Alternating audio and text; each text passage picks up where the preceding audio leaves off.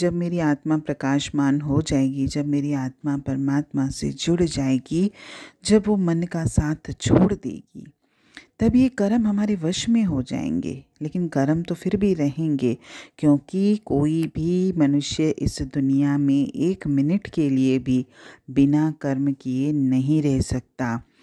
हाँ, ये बात है कि जब आत्मा मन के पंजे से आज़ाद हो जाती है, जब हमारी आत्मा पूर्णता को प्राप्त कर लेती है, तब इन कर्मों के बारे में मुझे जानकारी हो जाती है।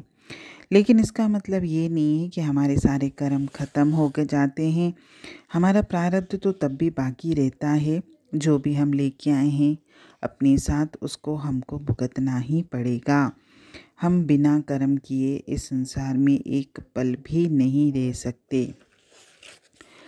लेकिन जब हम ईश्वर से जुड़ जाते हैं, जब मैंने आत्मा का परमात्मा से मिलाप कर लेते हैं, जब मैं उस परम शक्ति को अनुभव करने लगता हूँ, तब मेरा इन कर्मों पर काबू हो जाता है। तब मैं इन कर्मों का गुलाम नहीं होता। अभी तो हम मन के गुलाम हैं और मन ही कर्मों का जन्मदाता है। लेकिन जब हम आत्मा की शक्ति हमारी जागृत हो जाती है, तब हम कर्मों के गुलाम नहीं होते। अगर हमारे मन में ये प्रश्न आए कि कोई व्यक्ति अगर इच्छाओं और मोह ममता से ऊपर उठ गया है, तो उसका मतलब ये है कि वो कर्म रहित हो गया। नहीं, क्योंकि कर्म रहित होना बिल्कुल अलग अवस्था है। जैसे ही हमारे कर्म खत्म हो जाते हैं, तो आत्मा परमात्मा के पास वापस चली जाती है। तब हम इस रचना में रह नहीं सकते, क्योंकि हमारा शरीर में होने का मतलब ही ये है कि हमने कुछ कर्म किए हैं और हमारे कुछ कर्म ऐसे हैं जिन्होंने हमें इस शरीर से बांध कर रखा हुआ है। अगर हमारे कर्म खत्म हो जाते, तो हम किसी भी हालत में यहाँ न होते। ये कर्म हमारे प्रारब्ध कर्म हैं, जिन्होंने हमें इस शरीर से बांध कर रखा हुआ है। जिस पल हम कर्म रहित हो जाते हैं, उस वक्त हम परमात्मा के पास वापस चले जाते हैं।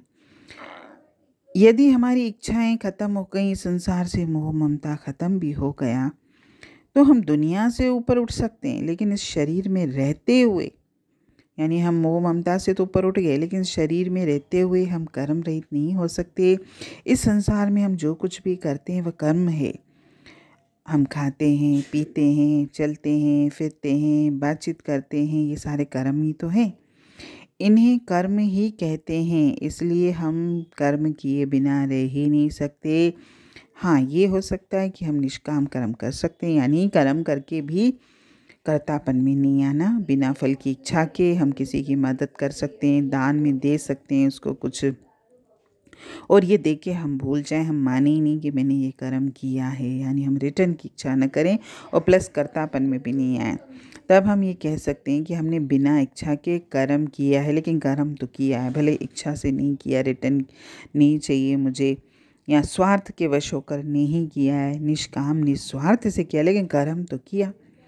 यानी कर्म रहित हम हो ही नहीं सकते जब तक हम इस देह में हैं, ये मुमकिन नहीं है। बाकी जो सत्संग सिमरनों से जुड़े हुए हैं, जो परमात्मा से जुड़े हुए हैं, जो परमात्मा की प्रेम भक्ति में लीन हैं, जिन्होंने परमात्मा के मार्ग को अपनाया है, तो प्रारब्ध कर्म तो उनको भी भोगने पड़ेंगे। अगर किसी के साथ कोई दुर्घटना होना लिखी होगी, तो दुर्घटना होके रहेगी।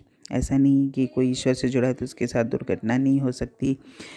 या किसी का अगर जीवन में कोई भी हादसा होना होगा, लिखा है अगर उसके प्रारब्ध में, तो होके रहेगा, क्योंकि इसका संबंध उसके कर्मों से ही, क्योंकि वो बीज हम बो के आए हैं और उसका फल तो हमको भुगतना ही पड़ेगा।